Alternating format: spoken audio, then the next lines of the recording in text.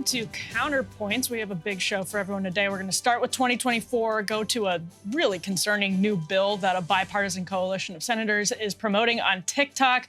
We're going to talk about Steven Donzinger's case and an interesting Supreme Court decision, an interesting sort of cross-ideological Supreme Court decision. We're going to be talking about Sam Bankman-Fried and China, an update in the serial case of Adnan Syed. Ryan and I both have some interesting stories. I'll be talking about Stephanie Ruhle. Ryan, you'll be talking about Elon Musk and India and Twitter. And then you have a fascinating interview with Chernoh Bah on the lab leak for everyone to watch. But just as a reminder, by the way, if you are a Spotify subscriber, you can actually get a subscription for Breaking Points Premium in the description of this. Remember, we have video available if you listen to the show, if you watch the show on Spotify now. So that's awesome. I love that. I do that all the time with Rogan. I'm a huge fan of Spotify's video function. So if you can get a Breaking Points Premium subscription from the description here, and you can watch full video on Spotify, which is super cool. And as people have noticed, we're not rolling out all of today's show on YouTube. It'll still obviously be on the YouTube link. It'll be on the Vimeo link for premium subscribers. But for the freeloaders on YouTube, there'll just be a couple of clips and then some more of them posted kind of throughout the week and over the weekend. Right, but that's Spotify. But, yeah, there's Spotify and there's also the podcast, of course, if you need the entire show today for free. Yes, and as a premium subscriber myself, I'm so glad to be able to watch Crystal and Sagar's beautiful faces on my Spotify. But not while you're scootering, I hope. No, I would never do that. Okay. I would never do that. Actually, I'm not convinced by that denial.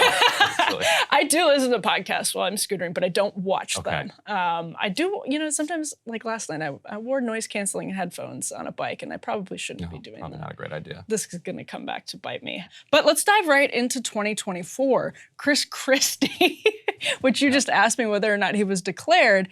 I don't believe he is declared. I don't think he's declared. Yeah, Chris Christie, are you serious? So anyway, Chris Christie is in the news. We can put this up here because he's telling Republican voters that you need somebody that's going to be able to go mano a mano with Donald Trump.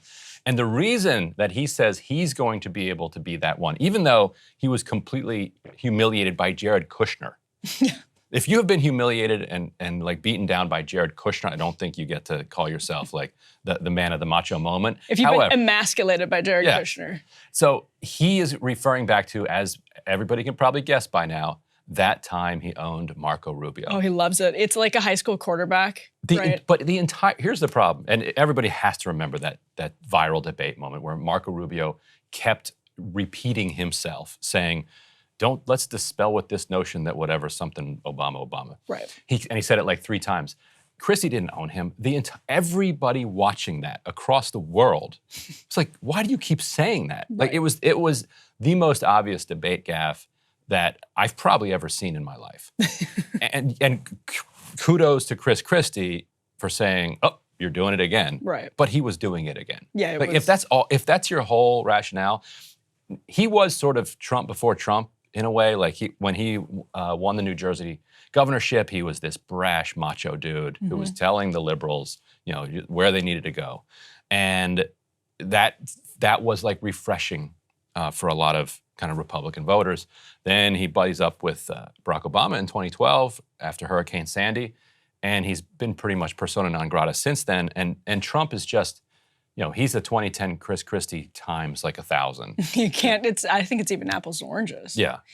This is the direct quote from Chris Christie, who was at St. Anselm in New Hampshire on Monday. So he's not declared, but he is roaming the New Hampshire wilderness, which can only mean one thing. He's seriously considering a bid. Quote, "You better have somebody on that stage who can do to Trump what I did to Marco, because that's the only thing that's going to defeat Donald Trump."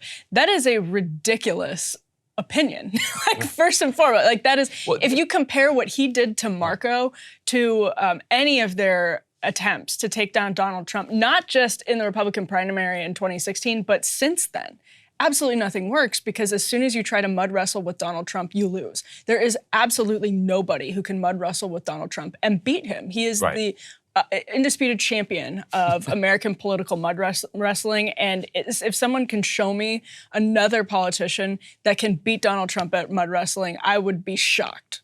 Right. And it's not going to come from you saying that Marco Rubio is repeating himself. It's just not on par with that at all. Right. And Trump had already almost literally emasculated him with the little Marco. And then, they got into the whole contest about who had bigger hands. Yes. And Trump just went right there. Yeah. Like, none of these people are up for what Trump's going to bring. That's a good point, because Marco Rubio memorably went after the size of Trump's hands in South Carolina, because there were all of these reports saying Donald Trump is really, really insecure about the size of his hands, because that's innuendo, and is actually very insecure about the size of, you can fill in the blank. And Marco Rubio's team really thought that they got him on that one. Yeah. Like, they really thought that was the way to go. And you can't mud wrestle with Donald Trump. He basically came out and had a hilarious response that endeared more voters to Donald Trump. It completely backfired. Really it's just bad. impossible. So if Chris Christie, who, by the way, is asked by an audience member, when are you going to take down Trump, replies, I have my timetable. If he seriously thinks that he can mud wrestle with Donald Trump and come out on top, he's more delusional than I even realized. So speaking of delusional, Ron DeSantis. So let's play. I do not support or endorse that transition. So let's play. So Megyn Kelly has apparently been asking Ron DeSantis to come on to her show for an interview for quite some time. He hasn't said yes yet. She saw him on Piers Morgan recently. That got her upset, and that led to this clip. Let's play Megyn Kelly here. I will say, for the record, we asked DeSantis to come on the show. He has not said yes. And I find that very interesting. I love Piers Morgan. He's a pal of mine. But why would you go sit with the British guy and not come on the show? And I do think there's a reason for it. And I will venture to say he's afraid. I'm just going to put it out there. He's afraid, because he knows the kind of interview that I would give him. He's not going to get a pass. Same as Trump never got a pass from me. This is into the machismo tough guy who can do, who can handle it better. And so how does this work for DeSantis to have, first of all, to have Megyn Kelly? So who is Megyn Kelly in the Republican ecosystem right now? Because she's kind of transformed her role a little bit. Yeah, so Megyn Kelly is an extremely popular podcaster. I mean, you can just call it at this point what it is. She's an extremely popular broadcaster who has pretty wide reach on the right, and I think probably in the center as well. Voters that Ron DeSantis would definitely need. I actually was on a Jeep tour in Sedona a couple of weeks ago, and a woman from Florida recognized me from going on Megyn Kelly's show. Whenever I go on her show, I hear from people I went to high school with. It's That's huge always show. kind of like my marker of how big the show is. Like, if it gets out into kind of your high school friends that you haven't seen 20 years or something. It's huge. Yeah. It's a huge show, and I do think it's important to the voters that Ron DeSantis would need to win. So I anticipate this actually means Ron DeSantis is going to be on Megyn Kelly's show fairly quickly. End of the week. And I actually think that's probably what she was doing. And I do think it's true.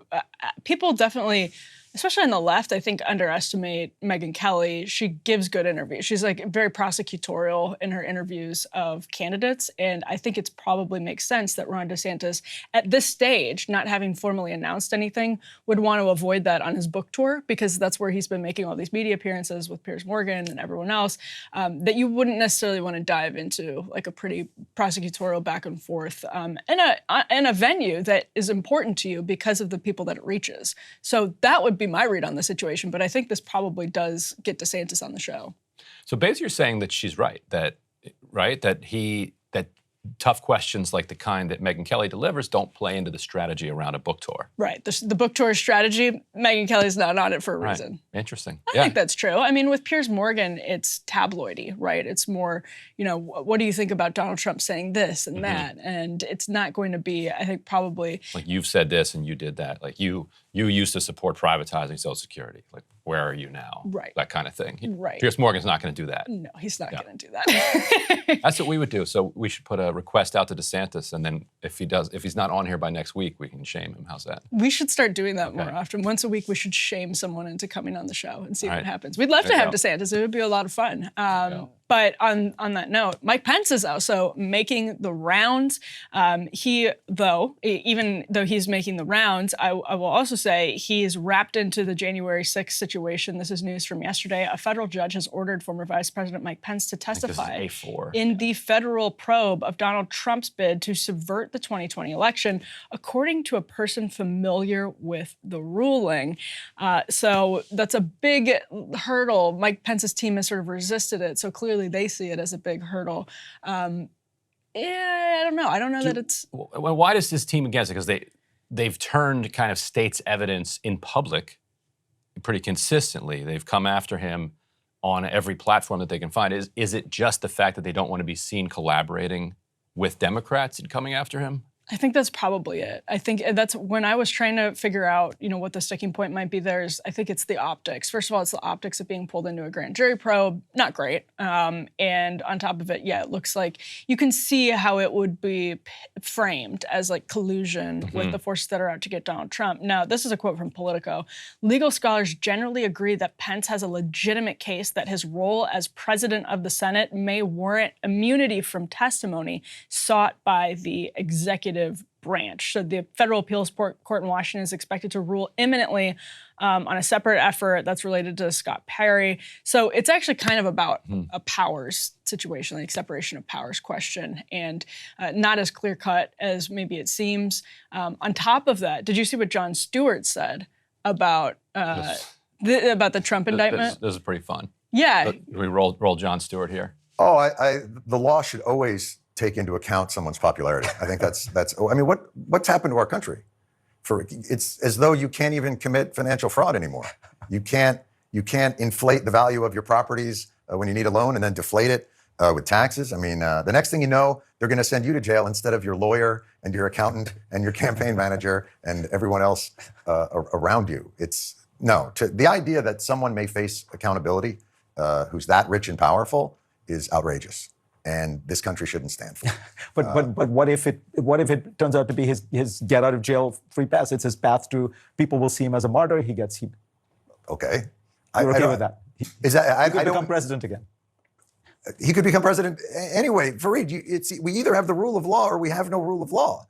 The rule of law does not take into account if that might make you a martyr to somebody. I'd much rather have the conversation be, what is the law? Well, that is the conversation to have. What is the law? He also goes on to say, this is on Fareed Zakaria's Sunday show, that all prosecution is political, something to that extent. I think Zakaria, said that was sort of the issue here. And I think that is fundamentally the issue here. If we're talking about trumping up a campaign finance violation into felony on a legal theory that is not very widely accepted and applying it to a former president, that's not just saying we either have the rule of law or we don't. So that would be my pushback on it. He is generally, the point I think is correct, that it's laughable to say we shouldn't have accountability for very powerful people, whether they're on the left or the right, or whether it creates sort of discord in the public or not. I mean, that's how you end up getting in this like stupid tit for tat. So I agree with that point, but in the specific case of the campaign finance probe, I think it's ridiculous. Right, because rule of law doesn't mean you can kind of produce a new law to fit a new rule, and the rule being that you're under a lot of pressure to indict Donald Trump for something. It's the opposite. Right, and I think Donald Trump, obviously, I think, to me, has committed a bunch of different crimes. And it shouldn't be that difficult for Democrats to find a serious one, rather than this thing where they're saying that the bookkeeping wasn't done correctly around the way that they made the payment to Michael Cohen to reimburse him for the payoff to Stormy Daniels, and that then campaign finance is involved. So then we're going to ratchet it up to like a low-level felony related to that. We don't, there are these types of deals are done all the time. A settlement, a payoff for silence, an NDA. It's not necessarily criminal, and so what they have to do is they have to then find some basically paperwork violation around it, rather than saying, wait a minute. Did this guy sell American foreign policy to Saudi Arabia for a $2 billion check? But let's see if he did that. If he did that, and we can watch and we can see how the money flows, then let's prosecute him for that. But then that's where we don't actually have rule of law, because once you kind of if you subpoena the bank records of the United Arab Emirates leadership, the Saudi leadership, you're going to see money flowing in all sorts of places. And if you actually did follow that money, you'd have to corral a lot more people than just Trump. And so I think that's why he's gotten away with his bigger, more brazen crimes, because they're crimes that are obviously like way outside the bounds, but so is most of what Washington does. He's just a little bit more kind of reckless and unapologetic about it. Right. And so they have to try to find other things. And the porn star thing is perfect. Right. Because very few politicians you're going to get caught up in something like that. Like that's a very Trumpian thing. And so like, all right, That seems like outside of what the normal politician does. So let's prosecute him for that. That way we can let the rest of this ecosystem just rest in peace.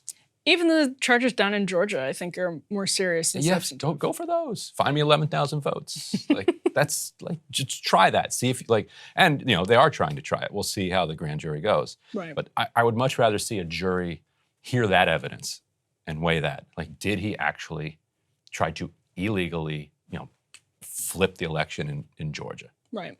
Well, we'll see how it plays out with Pence, DeSantis, potentially Chris Christie. The way they handle this January 6th probe that is ongoing in and of itself, I think, is an interesting question. Let's move on to TikTok. Ryan, this is fairly big news that I haven't seen basically any coverage from the corporate media of. And I looked, actually, when the Restrict Act, which is being supported, it's sponsored by Mark Warner, has a very bipartisan coalition behind it, 11 Democrats, 11 Republicans. It is aimed at TikTok. It does not say the word TikTok once in the bill, which is always a giant red flag here in Washington. When a bill that is aimed at doing one thing doesn't mention it, that's always a sign that the language is probably wildly overly broad. Some screenshots from the bill started circulating on Twitter. And I think this is where a lot of people in the media, myself included, turned and paid attention to the Restrict Act after Mark Warner was promoting it on Face the Nation Sunday. If you dig into the text of this bill, it is outrageously broad. And I think it was Greg Price on Twitter who said this is the Patriot Act for the internet. A couple of things. This is Michael Sabolic. He says there's a reason the White House supports this legislation. They don't want to ban TikTok. The bill gives them a gigantic loophole to avoid doing so. The Warner-Thune Restrict Act is not a TikTok bill. If this thing passes, the chances of a TikTok ban or forced divestment grow incredibly small. Why? The bill slow walks actions against transactions that are under review right now. Right. So if anything, when we saw that bipartisan display of animosity towards TikTok, which by the way is 5 years overdue, in Congress last week, and people who are maybe on the anti-establishment side started to get nervous, rightfully so. This is why. Right. And we already have CFIUS, which is what they're sort of referring to. So CFIUS is a law that says that if there's some type of infrastructure that is critical to the United States that is being taken over by a foreign government, then that can't just be a normal business transaction. It has to get approved by this CFIUS board. I think one example was I think the UAE back in 2006 tried to buy a bunch of ports. And this was right after, a couple years after 9/11. And the country was like, you know what, we don't want to sell our ports to a foreign government. And no offense to UAE, but just in general, we'd like to keep control of that. As what's Donald Trump's line, you don't have a country. Yeah. If somebody else controls your ports, like that, you can imagine how that could become problematic at some point. Yes. And so that's why there has to be these CFIUS reviews. And so if there is a case that the government can make that TikTok is encroaching on some type of critical infrastructure, where social media, the narrative control is basically what this is coming down to, then put it before the CFIUS review and beat it there. In other words, which is where it is. Right. Which is where it is, and it frankly should be. And you already have the laws on the books. So then why this Resist Act? Why this overly broad piece of legislation that they're pushing forward? And the people who are circulating these screenshots on Twitter might seem paranoid, but if you read the law, they're right. Yes. It is extremely overbroad. It even mentions the Patriot Act. It's using Patriot Act language It combines in its powers. definitions. Right. It combines powers with Patriot Act. It references parts of the Patriot Act that would apply in this case to the entities they're describing. And some of it is just funny, jingoistic American imperialism. I think we have this first part up here where it says, where they define foreign adversary, means any foreign government or regime determined by the Secretary pursuant to Sections 3 and 5 to have engaged in a long-term pattern or serious instances of conduct significantly adverse to the national security of the United States or the security and safety of United States persons. So all the Secretary would have to do is say a country fits this definition, and then if that country has any controlling share, any share at all in the company, that it would then be under the kind of unilateral authority of the Secretary. And then they list some, just in case you're curious about who they are. these ones are definitely included. China, Cuba. Get out of here, Cuba. Are you serious? The Cuban apps, come on. Iran, of course, North Korea, Russia, and Venezuela, but they specify Venezuela under the regime of Nicolas Maduro Moros. So Venezuela, as long as they get rid of Because we Maduro, don't recognize. Right? yeah, right. So Right. that's why they're saying like that Venezuela doesn't really exist as far as we're concerned, but since it's actually alive now, we're going to put them in this law. And then when I said any amount of stock that they own, they define holding as, quote, an equity interest, a stock, Yes. a security, a share, a partnership interest, an interest in a limited liability company, a membership interest, or any participation right or other equivalent, however designated, and of any character. So basically, if anybody that the secretary finds to have done anything negative to any U.S. person has any interest in a company, then that company comes under their purview. It's nuts. Tucker Carlson called attention to what you were saying about foreign adversaries, and he says, what's a foreign adversary and who gets to decide? The Secretary of Commerce and the Department and the DNI, not the Congress. They get to decide what foreign adversaries are. He goes on to point out that the transactions with foreign adversaries covered by the Restrict Act would include, quote, this is from the bill, any acquisition, importation, transfer, installation, dealing in, or use of any information and communications technology, product or service, including ongoing activities such as mandated services, data transmission, software updates, repairs, or the provision of data hosting services.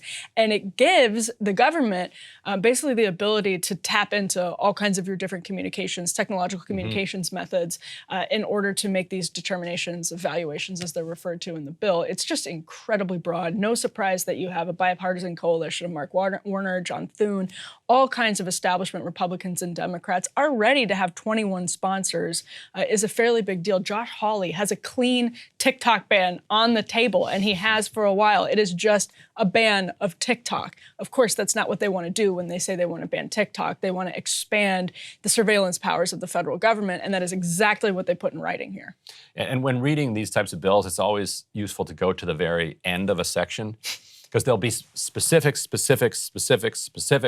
and then the very last one will be like, and anything else we didn't cover. Right, yeah. And they have a good example of this one here in, what is this, section 3A, subsection 2 here, that a company that, quote, otherwise poses an undue or unacceptable risk to the national security of the United States or the safety of United States persons. So all of these things, but then also anything that we say is unacceptable. Like literally, if it's unacceptable, well, what's something that's not acceptable? Well, it's something that's unacceptable. So why do you ask? It's right there in the law. My T-shirt is explaining it. I don't understand why it's raising so many questions. And I think this goes to the broader point that the debate has been held publicly around data security and privacy, which, as somebody who has covered data security and privacy for 15 years now, it makes a mockery of the way that Congress thinks about data security and privacy. They have no interest for them. I mean, there is a bipartisan coalition that we've talked about on this show before that does really good work in trying to push back against the national security state when it comes to this. But in general, the majority of Congress, it does not care about privacy, does not care about that type of thing. They barely understand it. And so to have them now saying that they're so concerned about your data that they're going to ban TikTok just doesn't pass the sniff test. What it really is about, and I think Crystal's talked about this too, is that they don't like the fact that a China-backed social media company can control the narrative inside the United States. I think they should just have that debate. Yeah, because I think you can actually make a case like, okay, you know what? Maybe that isn't good. And a lot of other countries would say, you know what? We don't want if Voice of America, for instance, was like as dominant in China as TikTok is in the United States. It's unthinkable. China would be like, no. What are you doing? And in fact, lots of countries did ban Voice of America because we're sending in American propaganda, and then we would try to like figure out ways to like get it in anyway. Like this, the propaganda war between countries has been basically part of kind of geopolitics going back to the medieval ages. Ever since you had a printing press, you had people slipping propaganda behind enemy lines. So have that argument rather than trying to pretend like all of a sudden you care about privacy. Yeah, it's ridiculous. It's ridiculous. And the House Financial Services Committee put out a tweet where they said the Restrict Act is using TikTok as a smokescreen for the largest expansion of executive power since the IEEPA. The U.S. can't beat China by becoming more like the Chinese Communist Party, which is to say expanding surveillance powers massively over people. I think that's fairly well put. And it signals to me, honestly, that the Restrict Act has become, in short time, fairly toxic. I expect you'll see people actually revoke their support for the bill. I don't think it'll get much more support since it's gotten this level of public attention, at least on the right. I have, again, really not seen mainstream, so-called mainstream outlets cover this at all. The bill has been out for a while. Some conservatives were on top of it several weeks ago, but I think that even the House Financial Services tweet is from several weeks ago, but really not getting any coverage in the mainstream press. That said, it's not going to pick up any more Republicans. I'm fairly confident at this point. I would, if I were going to make an appeal to my fellow lefties, I would say, would you want to give this authority to Donald Trump to pressure YouTube? Let's say he has a falling out with Elon Musk, and Elon Musk is like, juicing the algorithm against Trump. Would you want Trump to be able to threaten to shut down Twitter because Saudi Arabia, has a gigantic interest in it? Do you want Trump to be able to threaten YouTube, or Trump to be able to threaten Facebook, or any president to have this amount of authority? I made those arguments all during the Obama era over the drone war and over other warnings of what a theoretical Republican president who followed Obama might do with this executive authority that Obama was aggregating toward himself, and it all fell on deaf ears. So I'm not sure that this argument is going to work well with them either. And of course, it turned out that all of your warnings were just hyperbolic and wrong. And Trump didn't do anything. Didn't abuse executive authority at all. That was fine. Why would he do that? That was totally fine. And the other thing that I would just add really quickly is the administrative state, or the executive branch, is one of the most indirect forms of democracy that we have right now, especially the way it's abused, the way the powers that rest in the administrative state are often abused. And this punts so much power to the Secretary of Commerce. So that the bill is specifically just creates a new universe of powers for the Secretary of Commerce in a way that is very hard to hold to account outside of a presidential election. You'd have to take this out basically on the President of the United States. So another thing to keep an eye on. Yeah, and the Secretary of Commerce is basically just a big donor. That's the cabinet position that goes to the richest person. Right, yeah. In this administration and the last one. Speaking of money in politics, let's move on to the Supreme Court case involving, or the Supreme Court's decision actually not to hear a case involving Steven Donzinger, something that this show has certainly covered over the years. Ryan, basically you have on Monday Neil Gorsuch, Brett Kavanaugh dissenting from the court's decision not to review a lower court's ruling involving Donzinger's case. He was sentenced to 6 months in prison for contempt of court. This case. Serving 3 years in the end. Right. And you know this case much better than I do. But the dissent was really interesting. It basically gets over separation. It gets into separation of powers questions, which is where you see Gorsuch and Kavanaugh dissenting, and where you see interesting decisions from the ostensibly liberal members of the Supreme Court. What did you make of this? And we were just last segment talking about an administrative state and the right's hostility toward it. And I suspect that that's where some of this is coming from. Absolutely. Why the liberals wouldn't side here and why Gorsuch and Kavanaugh fell down the way they did. But I think Gorsuch and Kavanaugh are right on this one. So to recap for people who haven't followed this, the key thing to understand here, so Donziger represented plaintiffs who were suing Chevron in Ecuador.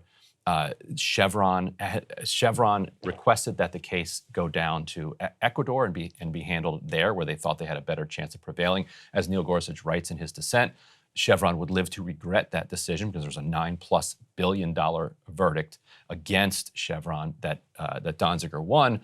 Chevron then comes back to New York, back to the United States, and starts fighting Donziger there, saying that it was unfair the way that Donziger was able to manipulate and bribe the court, et cetera. in order to give him this in order to win this verdict, which is just hilarious to hear one of the wealthiest and most powerful organizations on the planet saying that you got beaten by these indigenous plaintiffs down in Ecuador, and just completely unfair like in the court. A hippie lawyer. Yeah, in the court that they asked to be sent down to. So they get back to the United States. The judge demands Donziger turn over all of his electronic equipment in order to kind of go on a fishing expedition to see if they can prove these Chevron allegations.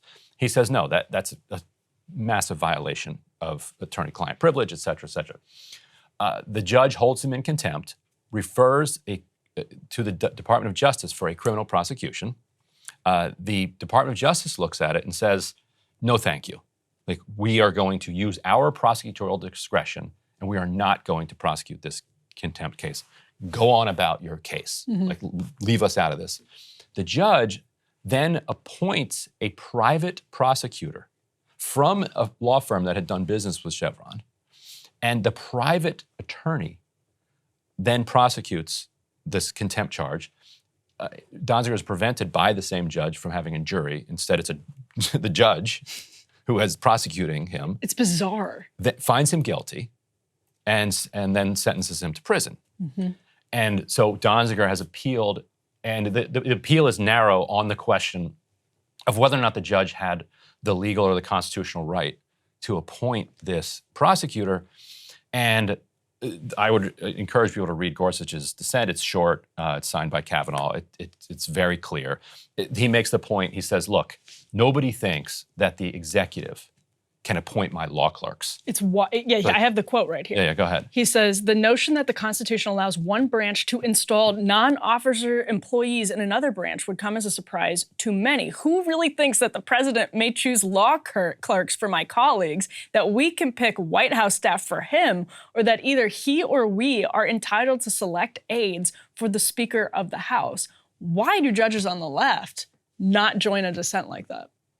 If they had, there's three liberals left in the court. If they had and they joined with these two, they could have vacated this conviction. Absolutely. So why didn't they? My guess, and they don't have to give a reason when they reject cert. They can just say, we don't want to hear this. My guess goes back to the administrative state, that they were worried that if this judge's appointment of this prosecutor is ruled invalid, then somehow they're going to peel that back and say, okay, well then OSHA is also unconstitutional, or the EPA is unconstitutional, something like that, which I think is just absurd. Like, first of all, the idea that you can capitulate away and the right is going to stop coming after OSHA or the EPA is absurd. Like, we're not. You're coming for it. Like, it's happening. Whether this I want dirty water and dirty air, and I want it now. Unsafe conditions in all workplaces. Yes. Damn it. But whether this particular case went that way, I don't think is going to affect that broader war at all. But also, the liberal justices are liberal when it comes to kind of civil rights and cultural issues over the years. Yeah. But if you look at cases that the Chamber of Commerce has weighed in on, liberal justices often are siding with the Chamber of Commerce. So it's not as if, in other words, they're not going to stick their neck out to buck Chevron. Yeah. No, I remember when Ketanji Brown Jackson was up for confirmation, I interviewed Marsha Blackburn about some of her plans for it and asked specifically if her staff was reviewing Jackson's record on sort of corporate powers. And she told me yes. I don't know whether or not that was the case, but that's what she said. And I think it's kind of an interesting question as to whether you see that realignment start hitting the Supreme Court, because corporate powers on the right, one of the big things they challenge when it comes to ESG, when it comes to DEI, is in fact this sort of like corporate consolidation of powers and the way that they're used. But at the same time, the right's entire institutional judicial movement is fairly Chamber of Commerce friendly. So it would take a lot of like unwinding, but I think it's a good point too, because you see it on the left as well. That the sort of institutional progressive legal movement is tied up in many ways with the political establishment. And we'll just wrap with Gorsuch here. He concludes, however much the district court may have thought Mr. Donziger warranted punishment, The prosecution in this case broke a basic constitutional promise essential to our liberty. In this country, judges have no more power to initiate a prosecution of those who come before them than prosecutors have to sit in judgment of those they charge. In the name of the, quote, United States, 2 different groups of prosecutors have asked us to turn a blind eye to this promise. Respectfully, I would not. With this court's failure to intervene today, he goes on to say, I hope that this doesn't become precedent. Because how absurd would that be? Like then we're in the kind of like the Spanish court where the judges become the prosecutors. Which, all right, if you want to have that system, but that's not the one that we have. No, not at all. No. Not even close. No. Speaking of our system, let's transition to Sam Bankman-Fried. This is from Reuters. U.S. prosecutors on Tuesday unveiled a new indictment against SBF, accusing the founder of the now bankrupt FTX cryptocurrency exchange of paying a $40 million bribe to Chinese officials so that they would unfreeze his hedge fund's accounts.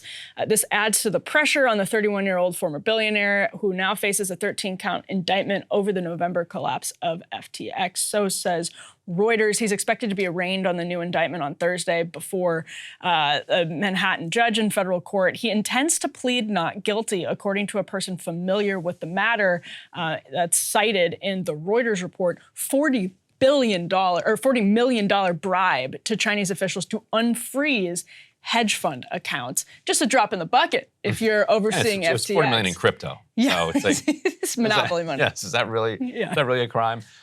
What's funny is that this guy, in some ways, is getting arrested, speaking of Trump doing things that everybody else does, really for doing what everybody else does. So he's getting arrested for campaign contributions and political spending in races in the United States and bribing Chinese politicians and Chinese government officials. Just another day in the life. Like, he's got to be like, wait, these things are illegal? Right. Like, what are you talking about? Like they have $1 billion of our assets frozen because it's caught up in a separate kind of investigation going on in China. And the way to get it out is we bribe people to get our money back. And now all of a sudden that's a crime. And then when it comes to the campaign finance stuff, it's like, wait a minute, we set up dark money groups, we funnel money to politicians. The politicians sign questionnaires saying that they support all of our issues. That's how we do this. Now, the one law they do actually enforce when it comes to campaign finance is the straw donor thing, where you give $2,000 to a candidate and I pay you back. Dinesh D'Souza. Yeah, like that. That's the one thing that they still seem to care about, and he apparently did that. Weird allegedly did that. Well, yeah. So prosecutors are saying that he ordered this $40 million crypto payment to a private wallet from Alameda's main trading account, and that was to persuade Chinese government authorities to unfreeze Alameda accounts with more than $1 billion of cryptocurrency. And they were frozen as an investigation, as you mentioned, Ryan, into this unnamed Alameda counterparty. And his finance?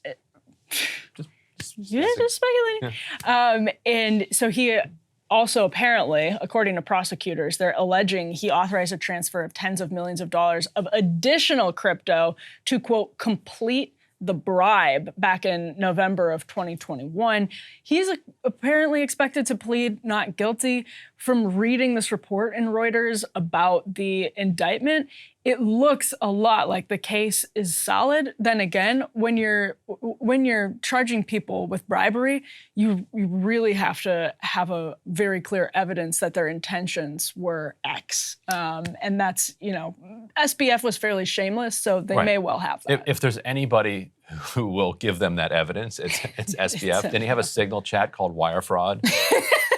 Don't we all? If there's anybody who is going to be texting his subordinates to say, please send $40 million in bribe money to these Chinese officials, and using the word bribe, it would be SBF. Yeah. Not saying he did that, but if there's anybody who did it, it would be him. Yeah, and it seems like, again, word to the wise, don't call your signal group wire fraud. Don't call your bribes. Call them contributions. Fraud advice from Ryan Grimm. Or philanthropy, yeah. Set up a foundation. It's so easy. Yeah, don't be stupid. Let's move on to breaking news yesterday, as of yesterday, in the case of Adnan Syed. This is from CNN. Maryland Appellate Court on Tuesday reinstated the conviction of Syed.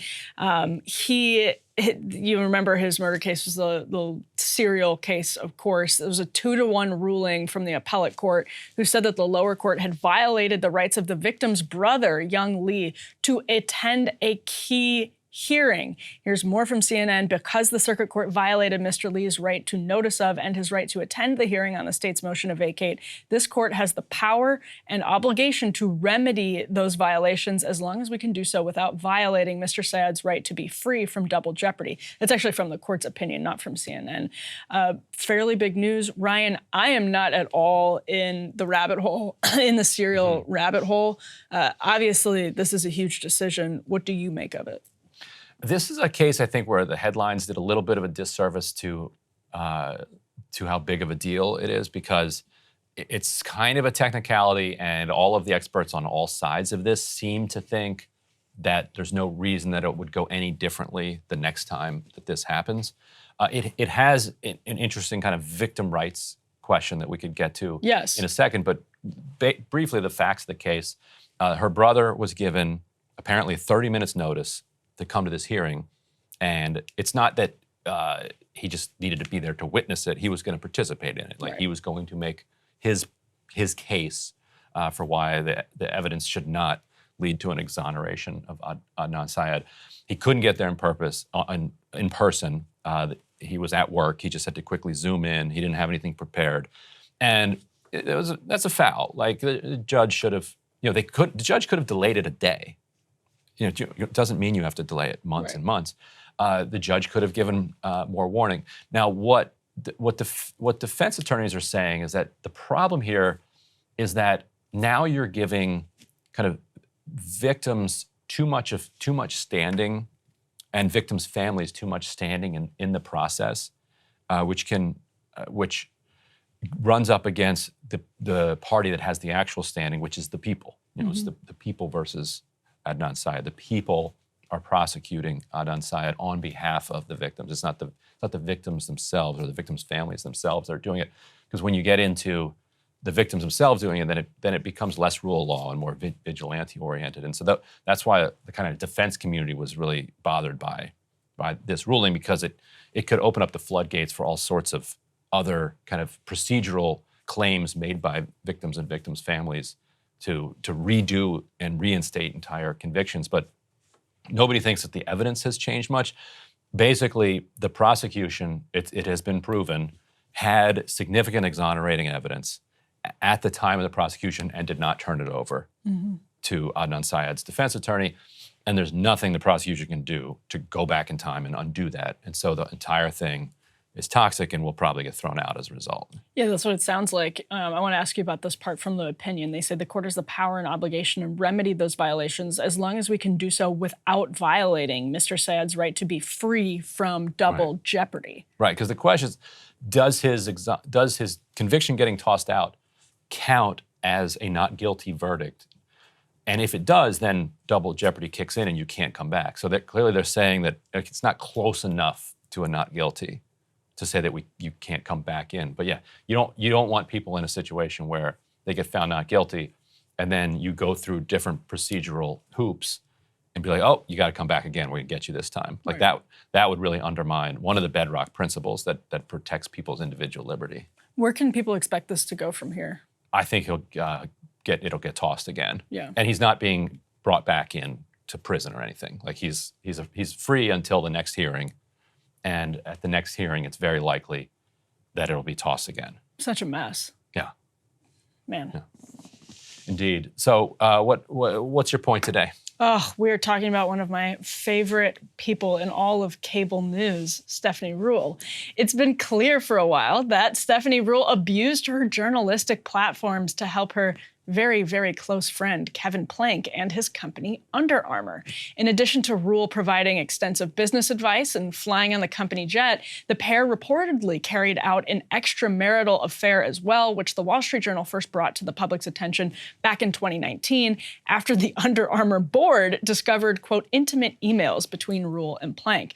The rest of the media largely ignored Ruhle's misconduct, by the way. If you Google her, you'll be hard-pressed to find any substantive critiques of the journalistic malpractice at hand, not the affair or the ethics, the journalistic malpractice. Today, Ruhle hosts the 11th Hour on MSNBC. She has her own show and is senior business analyst over at NBC News.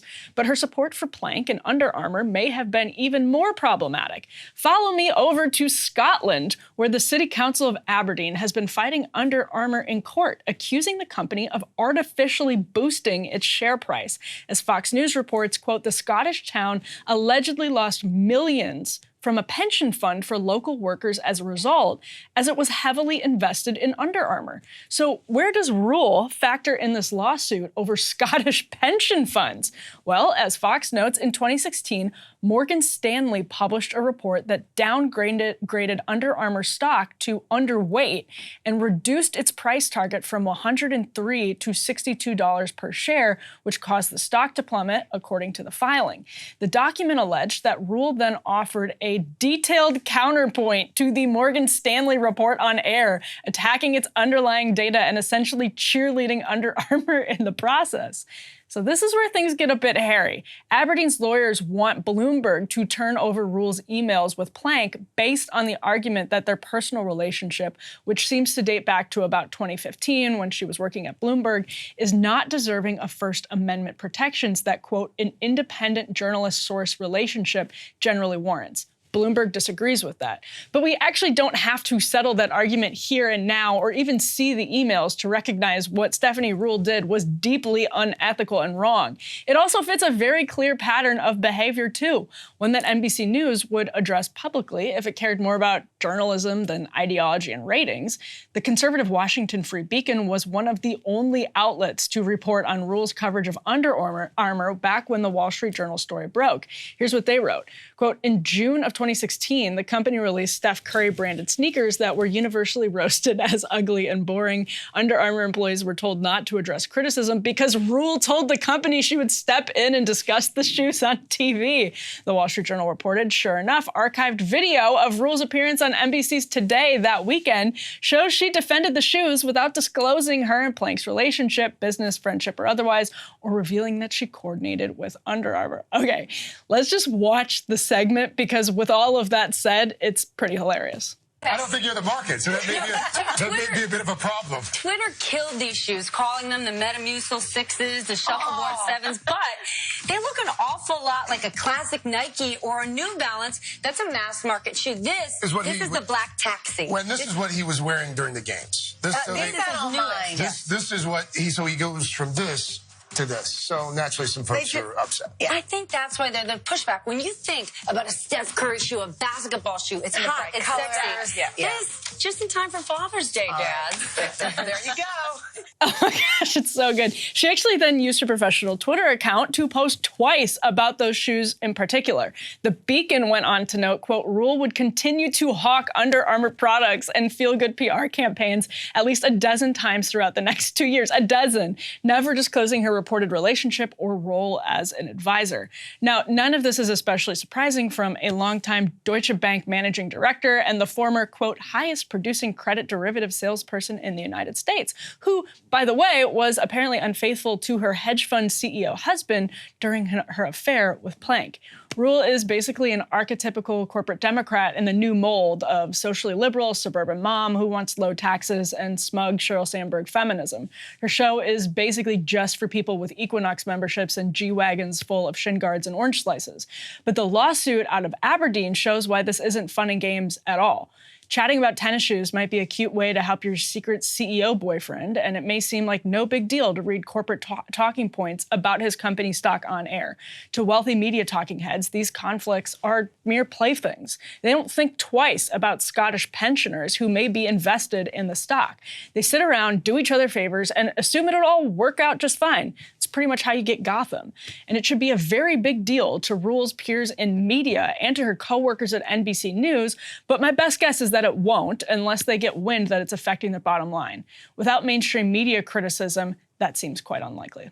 Right? It is so absurd that she was flippant about Under Armour stock, according to the Aberdeen filing, goes on to cheerlead Under Armour stock after the Morgan Stanley downgrade, just flippantly. I just think I find that so absurd and telling about the way people in corporate media see their jobs to talk about these things. I'm trying to look for some good news in this entire thing, and the only thing I could find is that maybe there was some misery brought to this hedge fund CEO that she was married to. So I'm sure there was. So credit to her for that. I guess. What a gigantic corrupt mess, start to finish. Right. And what's amazing is that Stephanie Ruhle is, for all intents and purposes, kind of a liberal, progressive voice on MSNBC. Totally. Like, she's kind of the caricature for what the party could become at its very worst iteration, or is becoming, or 100%. I'm sure many people would say has already become, although there are currents that are pushing against it. She's the manifestation of that. To an extreme, like just absolutely absurd, like satirical degree. Yes. And do you remember, this is why I used to watch her show every day. I'm telling you, I actually watched her show every day during the Trump administration, because while she was carrying out this affair, by the way, she was on her moral high horse about Donald Trump and Republicans the entire time. But it was so, I mean, she just says things that you couldn't write as satire because they're so perfect. Do you remember her comment about how people who live on Park Avenue are Americans? Some of us live on Park Avenue. Oh yes. my gosh, like she took someone to task, who was it, for decrying the elitism of Park Avenue. Yeah, it was, I forget who that was, but yes, that was an absolutely amazing moment. Some of us have mansions on Park Avenue. How dare you? She actually said it. Yeah. I mean, it's just so perfect. Park you Avenue's couldn't lovely. write it. What's wrong with you? Yeah. You couldn't write it. You could not, you truly couldn't write it because it's so absurd. Nobody would actually say things like, don't forget those of us on Park Avenue. Deutsche Bank, notorious for its own kind of corruption of, within the big bank, global banking community, Deutsche Bank is notorious for being, one of the more corrupt banks, even among them. When Goldman Sachs is like, ooh, wow, you guys are really aggressive over there. What's going on over at Deutsche? You're the biggest credit default swap slinger at Deutsche Bank. Like, woo! And get out. I mean, good Lord. Well, and she also, that's from her official bio, by the way. That might have been when she was at Credit Suisse, but she... Which also, absolutely, one of the worst. She brags about when she was at Deutsche, how she was part of the women executive promotion team, which is always my favorite thing from corporate Dem feminists, because it's like you're just bragging about how you are pushing women to grind themselves and grind their families into these terrible situations so that they can exploit other people and exploit other people's labor. Like, yes, congratulations, women can be awful too. Right, and because of the kind of structural barriers, you have to be twice as corrupt and backwards in heels. Right, and it's a real achievement. And it'll get you to Bloomberg, it'll get you to MSNBC, and you can even you too, can have a family and be the senior business analyst at NBC News. All right, Ryan, what is your point today? Well, I'm looking at India and Elon Musk. And so 2 months after teaming up with the Indian government to censor a BBC documentary on human rights abuses by Prime Minister Narendra Modi, Twitter is yet again collaborating with the government to impose an extraordinarily broad crackdown on speech. I have a news story up at The Intercept with my colleague Murtaza Hussain, looking at the latest successful effort by the Indian Prime Minister to persuade Twitter to censor its critics. So last week, the Indian government imposed an internet blackout across the northern state of Punjab, home to 30 million people, as it conducted a manhunt for a local Sikh nationalist preacher. The shutdown paralyzed the internet and text communications in Punjab. I asked readers and viewers in India about the crackdown, and some told me that for much of the time, the shutdown was targeted at mobile devices.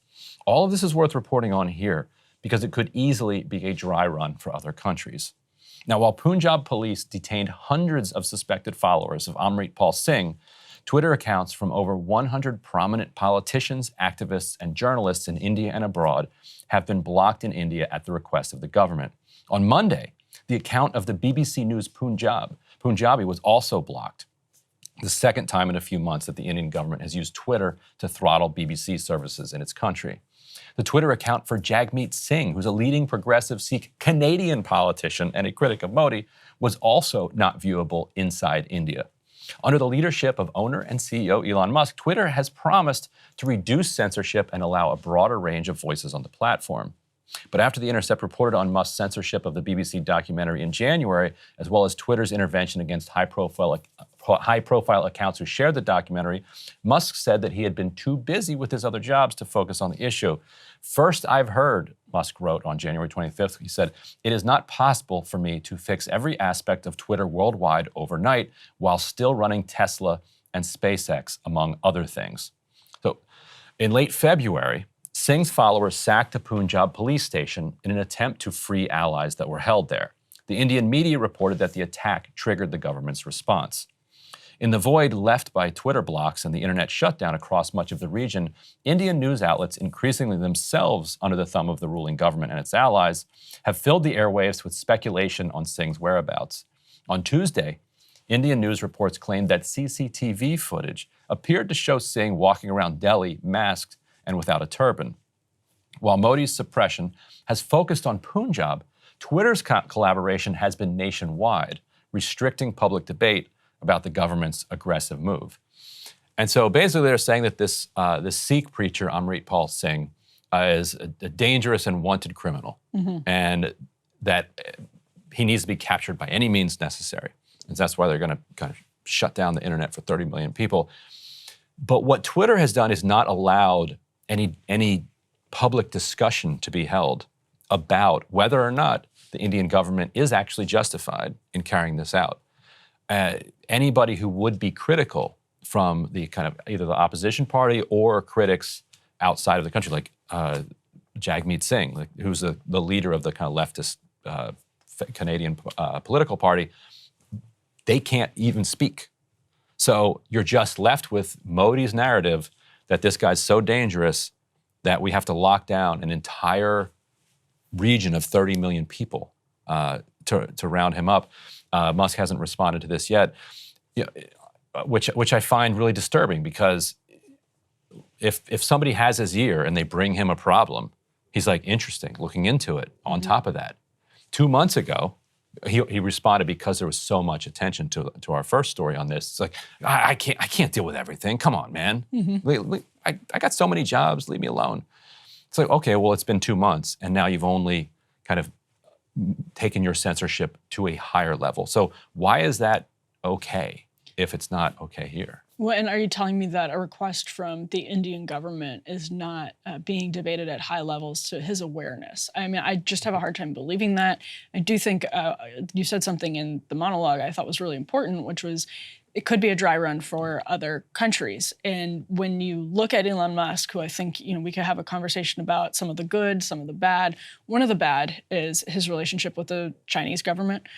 You've pointed out his relationships with other government. I mean, in order to do business on the scale that he does and the types of business that he does, it's basically unavoidable. But to take over a speech platform with those pre-existing relationships, I think raises some obviously problematic questions. And to your point, when you already have proven a willingness to cooperate literally in Xinjiang with the Chinese government. He opened a big Tesla factory in Xinjiang. Well, they were sort of in the middle of conversations about treatment of Uyghur Muslims. You don't get the benefit of the doubt anymore. Yeah, and you and I talked about this a lot when he was just debating whether or not he was going to buy Twitter, that he could believe in his heart, he could be the most pure free speech absolutist that has ever lived. Right. But if you have all of these financial entanglements across the world, that's going to push on your heart. Right. You're going to say, well, free speech is good, but on the other hand, it's got a factory over here that needs its supplies to keep moving, or it's just you don't care because it's not here in the United States. And then finally, what a lot of people will say is, well, Musk has said he's going to follow the laws of the country that he's operating in. Two things to that. One, a request from the executive in India is not, quote unquote, following the law. Like the old Twitter, if they would get a request from the executive in India, and they did all the time, to take down this critic or that critic, they would say no. come back with a court order. And when the court order would come, if it came, often it wouldn't, but if it came, then they would challenge that order in court, and they would fight and make it as difficult as possible for a government to censor an account. Right. Rather than a request comes in and you're like, oh, Jagmeet Singh, Canadian politician, okay, boom, nuked. He's down. And then the second point would be, I don't even think that's a good policy to say that you're going to follow the laws of every country that you're in, because if that's the case, you never would have had an Arab Spring. Because, Mubarak's laws did not allow for Twitter and Facebook to just allow people to communicate freely and publish criticism of the government. Yeah. But it was that ability and their ability to share actually WikiLeaks revelations that got people out into the street and gave people the sense that they could actually take control of their own destinies. And if you would have had a policy at the time that said, well, we actually only allow speech that is allowed by a government in that country, then you would have you'd have no ability to protest against authoritarian governments like a Mubarak regime at the time. And that's where Mark Zuckerberg and Jack Dorsey sort of earned their rebel bona fides. Yeah, they did. They felt really good. They clearly loved it. They relished having those rebel bona fides, and that very quickly changed.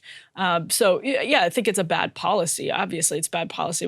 We should be exporting positive American values and not bending to the will of authoritarian governments. But to your point, I mean, is it even the policy? That's another completely legitimate question. And the big takeaway, one of my big takeaways from this is just that when you have a platform as important and influential as Twitter, it does make me nervous. I love the entrepreneurial startup energy that Elon Musk has brought to it. I genuinely think that's interesting and exciting. Agree, that's been fun. It's been fun. And I think it can be a recipe for success at other sort of startups and small companies, and even companies that have a footprint that's much bigger than the size of their company. I think that's cool. But man, do I think it also, when you have something that is so influential like Twitter is such a recipe for disaster and chaos when you're understaffed, overworked, and unorganized. It's creating problems, I think, with speech here in the United States already, uneven sort of violation decisions. We've already seen that happening. That's inevitable, but it feels like it's happening at a disturbing rate. Things that are promised, that impact people's businesses, like this verified membership, which would cost $10 grand a year or something to that extent. It's going to happen now. No, it's going to happen then. It does feel like a really powerful, influential, and serious space of public discourse is a mess right now, and that could go in some dangerous directions here or abroad. Could indeed. All right, so up next, we're going to have an interview with Sierra Leonean journalist Chernoh Bah, who wrote a book on the Ebola outbreak from 2014 to 2016. We recently reported on a new apparent admission by virologist Christian Anderson that a lab run by the U.S.-based Viral Hemorrhagic Fever Consortium in Kenema, Sierra Leone, was in fact performing Ebola research in 2014, contrary to previous denials. The presence of that lab, along with gaping holes in the zoonotic theory, have long led to calls for a deeper investigation into the origin of the 2014 Ebola outbreak and calls for restrictions on dangerous research and tighter lab safety regulations. Now, for background on that question, see our reports from last week and the week before. But today, we're fortunate enough to be joined by a journalist who has been examining this issue for years. Now, Chernoh Bah is the editor of the Africanist Press and is the author of the book, The Ebola Outbreak in West Africa, Corporate Gangsters, Multinationals, and Rogue Politicians. He's also the ongoing target of death threats from his government back in Sierra Leone. He's in exile here in the United States right now, and we're very fortunate to have him with us in the studio. And so, Chernoh, and if we could put up the first tear sheet here, the CNN report. So, Chernoh, the kind of mainstream version of the story of the Ebola outbreak is that there was this 2-year-old boy who was playing with some bats, yada, yada, yada, we get an Ebola outbreak. You explored this theory by actually going to the village. Did the story hold up? No, that was when we first read the story, when the report came out in December 2014, I knew that there must be, or there are obvious inadequacies in the report. Mm-hmm. In the first place, it was reported that the index case of the outbreak, Emil Wamono, was a 2-year-old child who they alleged was involved in the hunting and grilling and eating of bat that transmitted the virus to the child. So that did not hold up. So in fact, that was what triggered my interest to investigate the narrative, to interrogate the narrative. So I traveled from Sierra Leone to Guinea and then met family members of Emil, the father. I spoke to the father, who was never at the time mentioned by any of the reports. And that is what I documented in my book. Basically, part of the book, or the main aspect of the book, is to challenge that dominant narrative. And we found out at the time that the child was not even 2 years old. He was not 18 months old. Yes, he was 18 months old at the time. So since then, there has been a revision of the age of the child by even journalists who had earlier reported, who had taken on that narrative. So many of the, and there was no clinical evidence to support the fact that the child had actually died of Ebola. In fact, medical practitioners in the village, in the health clinic, who had dealt with all of these supposed index cases, earlier cases of the supposed outbreak, believed that the child died of malaria-related conditions. So that was too obvious, and I think more work has now, increasing work into that, or examination of that narrative has rendered it basically baseless.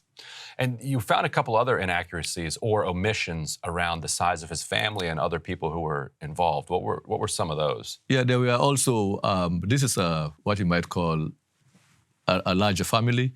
The child had other siblings who were basically in the household, who were never infected. There was a sister, 8 other siblings who were in the house that were never infected. And the report also made no mention of his playmates. So, and the key thing here is that bat hunting in that area is not done by children. So if, or 18-month-olds. Yeah, 18-month-olds. So on the surface of it, it was too obvious.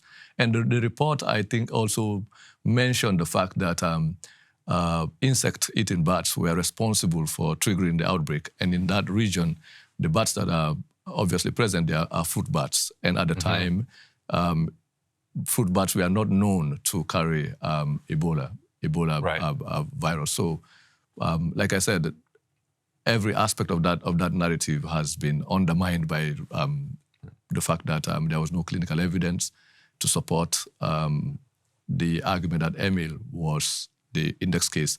The father of the child was also not infected, even though he dealt with all of the supposed index cases, the mother of the child and the other relatives or other members in the village who were supposedly identified as the primary victims of the outbreak. And the family still believed that the child was not, the child never died of Ebola. And, so. So you get this major outbreak later in March. This is happening in December. This in December. What about the rest of the people in the village? Did they believe that, in hindsight, that they were the epicenter of the Ebola outbreak, or what was their thought as you talked to them? No, they were even surprised with the fact that all of these people were going there and pinpointing the village, or highlighting the village as the epicenter of the outbreak. We have to underline the fact that many of the under 5 deaths in that region are basically associated with malaria. So that is the known epidemic or disease that's responsible for many of the deaths. It has similar symptoms. Yeah, similar symptoms Ebola. to Ebola, fever and all of that. So they like I said, even Reuters did a follow-up interview with the father in which he actually reported exactly what we had documented, what I had documented in the book, that the child was never the index case of the outbreak, was also not a victim of Ebola. So I think that argument has been sufficiently settled. So because we disputed the fact that Amiliandu, the village, could not be the epicenter of the outbreak, we had raised the question about the lab in Chenoh, which we believe there was work going on there. In all of the earlier conversation, nobody had mentioned the presence of researchers in the neighboring region in Sierra Leone. So in my book, as far as I know, that was one of the things that I argued, that why was that aspect, the presence of Western researchers in Chenoh, never part of the seems relevant. Yes. So it's finally getting attention now, and so Christian Anderson, who worked in that lab, was recently on a podcast, and in trying to knock down what he called the conspiracy theory, ended up making this admission. We want to roll this clip from the podcast.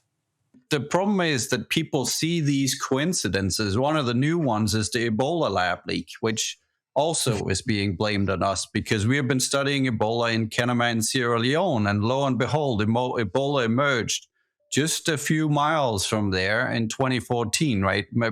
Obviously across the border in Guinea, but it's maybe 100 miles or so away. And people then put that together and say, oh, so that Ebola must have been a lab leak too, and it was Robert Gary and Christian Anderson again. And the reason why these names keep coming up, and the reason why we get grant money to study infectious diseases, is because we study infectious diseases and have done so for many, many decades. And that's why the names keep coming up again, right? It's not because there's some major conspiracy theory here where all of us have been sort of fiddling with the fields well prior to the pandemic. So hearing Dr. Anderson apparently acknowledge that Ebola research was going on, which seemed to be the conclusion that so many other people had drawn already based on research papers and other evidence, and also the fact that it was called the hemorrhagic center. What was it like for you when you first heard that admission from Dr. Anderson? Well, I wasn't surprised, because in my book I had called for the disclosure of all of the information relating to the work that was happening in Chenoh, which had received tremendous amount of funding, Western defense funding from the United States and other parts of the world, who were basically concerned about the potential weaponization of certain pathogens that could be used as part of modern-day warfare. So I knew from my work as a journalist in the region that Chenoh had been the center of biodefense research way back in 2004, subsequent to the anthrax incident here, that increased funding was going. And by 2010, I also knew that an umbrella organization called the Viral Hemorrhagic Fever Consortium, VHFC, has been formed that coordinated all of these defense funding and research that was going on in the region. So what I was surprised about was that in all of the conversation that happened from 2014 right up to this admission, nobody was willing to admit that we should be looking at the possibility that the outbreak may have, or the outbreak likely emerged out of the lab itself, or how is the activities of that lab connected to what happened in Sierra Leone and in the region in 2014 and 2015. So the admission here is, we've been calling for that. We've been calling for the disclosure of information relating to the kind of research, what is happening. And Chenoh, if you look at it, we must underline the fact that that kind of research should not be undertaken in an environment that lacked all of the... tear sheet up, actually. We have a little aerial image of that figure 3 here. Yeah, all of the security protocols that are needed to undertake a Class A pathogen, a research dealing with a Class A pathogen, are absent here. We're talking about a dilapidated hospital environment where medical officers lacked the basic tools of protection. Right. And if you... And this was underlined by a Reuters researcher, a Reuters reporter who had interviewed some of these researchers about the site being part of the U.S. war on terror, and research was going on there. And they said they lack the security protocol, but they are able to carry out, they think it's possible to carry out the kind of work. So we are still calling for the disclosure, complete and full disclosure of information about the kind of research that was happening, and the potential link between that research to the outbreak, because we're talking about hundreds of lives, hundreds of thousands of lives, people dying And up to now, there are families in the region who have been stigmatized, who have lost family members, who are still dealing with that trauma of the horrific nature of the outbreak, the deaths. And this is a region that has a history of crisis and conflict, wars, tremendous exploitation of environmental and resources, diamonds, gold, bauxite, aluminum resources that have been mined and transported by leading corporations. So it is not surprising that Western scientists and researchers will also use the same environment for the production of medical knowledge that will serve defense and other interests outside of the protection of the communities in that region. And there's also a potentially interesting slip that Dr. Anderson makes in that clip. If you noticed, he said, we're doing Ebola work in this lab, and then there was an outbreak a few miles away. And then he says, well, what I mean is that there was an outbreak 100 miles away in Guinea. Yeah. But if the original outbreak, as you're saying, has been rejected by everybody in the community and has fallen apart and doesn't make sense, would it be more accurate, would his original claim have been more accurate that actually the original epicenter could have been within very close proximity to Kinema? Yes, because I even, one of the statements I made in my book is the fact that the lender's narrative, which located the outbreak. A European the German investment, yes. Not investment, investigative operation. Yes, that located the outbreak in Guinea, miles away from Kinema, could be a potential cover-up. Because if they had identified Kinema as the site of the outbreak, then the defense funding and operation that has been going on since 2004 to 2010 and 2014 will have been the subject of the primary interrogation. So by locating the outbreak and the initial index cases miles away from Kinema, it takes people's attention away from what was potentially happening in Kinema and how that is related to the outbreak itself. So I think that is the essence of the lender's narrative with all its inadequacies. It was just repeated and popularized by mainstream media out here and also the academy itself. So without pausing and examining the potential of a 2-year-old boy to participate in the arduous task of hunting and grilling of a bat. So that is it provided an alibi, basically, where all of this scientific research that is potentially implicated in this tragedy that has claimed the lives of people in the region could not be part of the conversation. So it's 5 years down the line, now we're beginning to get admission that research related to Ebola had been ongoing and happening in the region. Right. And the subtitle of your book talks about corporate gangsters and rogue politicians, and that gets us a little bit into why you're in exile now from Sierra Leone. I want to talk a little bit about your own career kind of evolving out of this book, but what the Africanist press is up to and what kind of threats you're facing. So, and I think we have a clip maybe from this one of the journalist protection organizations that has stood up for you and for your organization, that you've been the illegitimate subject of threats from the government for your reporting on government corruption. What was the reporting that really got you in the crosshairs of the government, and what's the status of that now? Well, for the last 20 years, through the Africanist press, we've been holding different corrupt politicians, especially in Sierra Leone and in the region in West Africa, accountable to minimum standards of good governance and accountability. And for the last 4 years, we have been, perhaps, with all humility, the only press organization in Sierra Leone that is holding the current government accountable. We've reported on high levels of corruption involving the current president, the wife of the president, and all of the leading officials in government. That has led to tremendous amount of exposed the government's facade and hypocrisy in its commitment to fight corruption. And that has actually resulted into all kinds of threats against my life to the point that I cannot go back home right now.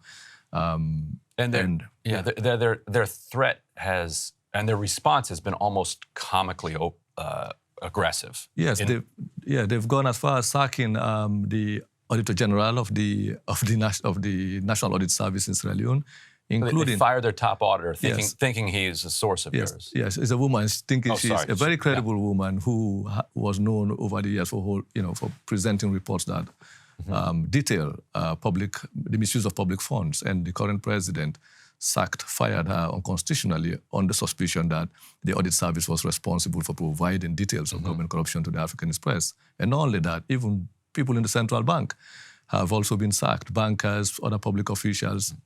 We have counted over 170 Trying to figure out people. where you're getting this information. Trying to figure out whistleblowers or the source of our information. Right. How many they fired, did you say? More than 170 people we've counted so far. Right.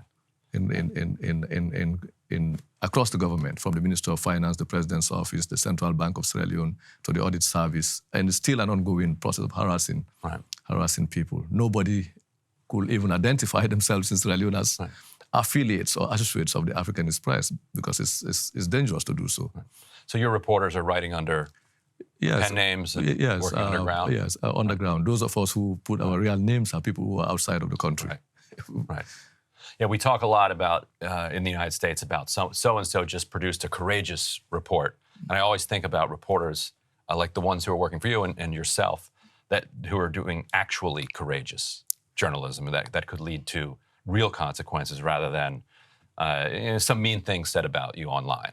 Yes, that's what I've witnessed, threats coming from both sides of the political divide, from the opposition parties in parliament and also the ruling party. So you find those who support your work will only do so when they find a political interest in doing that. When you write about their opponents or you reveal things that are supposedly damaging to their opponents, they hail your work. When you present something that affects their own political interest, they also condemn you. So we're caught between that line in the middle of that crossfire among these corrupt politicians. I call them two factions of the same ruling class who've divided themselves along these parties that, but they pursue the same thing, loot public funds, disregard the welfare of ordinary people, and they're not committed to uplifting society. Yeah, we have that here too. We sure do. So everybody here at the Breaking Points Network certainly deeply supportive of the work you're doing to expose this corruption. Really thank you for joining us here. And I'm glad you could be in studio. We're lucky that you were coming through town. Thank you for having me. All right, so that was Chernoh Bah. We taped that interview earlier this week. Emily wasn't able to join us for that one. Sorry you couldn't be there. No. This topic also, it inside and out because you've been looking at this for a while. What were your big takeaways from this conversation with Chernoh? Well, a couple of things. One, just the extraordinary courage that Chernoh and his colleagues have shown at the Africanist Press to be going up against the powers that be in those countries, not just Sierra Leone, but Guinea, Liberia, elsewhere. It's sad that he is in exile. It is a credit to the authenticity and the power of his work that he's been pushed into exile. There are going to be elections in June in Sierra Leone, and there's some hope that there will be enough political change that could allow Chernoh Bah and some of the other kind of dissident journalists to return back into the country. Before the interview, he and I were talking about how the way that he was describing their work felt very similar to the way that the Intercept's work is received. He's like, whenever we are attacking the government, then the opposition party is sharing our work, is celebrating us as these courageous, independent journalists who are just speaking truth to power. And then the next week, they'll expose corruption within the opposition party. Yes. And then they're just, stooges of this and that other thing. And, you can't, this is just character assassination. But the very clear difference that I want to be 100% clear about it, they are facing, serious, physical and safety risks for the work that they do, whereas we suffer from mean tweets. Yes, basically brutal. Yeah, and some mean DMs every now and then. Yeah. But his work on his work on the Ebola outbreak was path breaking, and he was, for instance, the first one to demonstrate that the patient zero, Emil, was not 2 years old, was 18 months. And that was a critical discovery, which later the rest of the kind of conventional narrative had to incorporate.